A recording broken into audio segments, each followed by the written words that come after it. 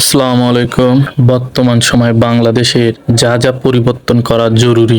এক, নির্দেশিত শিক্ষা ব্যবস্থা পরিবর্তন করতে হবে। বাংলাদেশের যে এখন শিক্ষা ব্যবস্থা অনেক খারাপ, যার কারণে বিশেষ কোনো ব্যক্তির ইশারায় যে শিক্ষা ব্যবস্থা হয়েছে, এই শিক্ষা ব্যবস্থাকে পরিবর্তন করতে হবে। দুই, ইসলাম বিরোধী কোনো আইন থাকলে তা বিলুপ্ত ঘোষণা করতে হবে।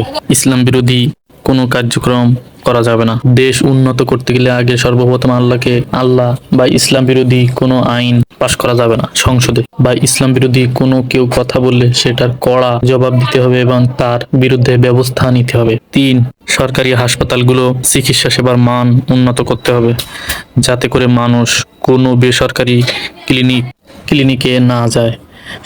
বর্তমান যে সরকারি হাসপাতালগুলা সেবার মান খুবই খারাপ, যার কারণে মানুষ বেসরকারি হসপিটালে যায়, সবাই তো চিকিৎসা নিতে পারে না। যার কারণে এমনভাবে হাসপাতালগুলা চিকিৎসা সেবার মান করতে হবে যাতে মানুষ নির্দ্বিধায় সেই চিকিৎসা নিতে পারে, সেবাগুলা নিতে পারে। চার, বিচার বিভাগকে একদম স্বাধীন করে দিতে হবে, একদম স্বাধীন। সঠিক বিচার, হোক সে গরিব, হোক সে ধনী, হোক সে রিক্সাওয়ালা, হোক সে জমিদার, হোক সে কোনো নেতা, সবার জন্য বিচার একদম সঠিক স্বাধীনভাবে করতে হবে। কোনো ব্যক্তির ইশারায় বিচার ব্যবস্থা পাল্টে দেওয়া যাবে না, হোক সেটা মন্ত্রী, হোক এমপি, হোক সেটা প্রধানমন্ত্রী।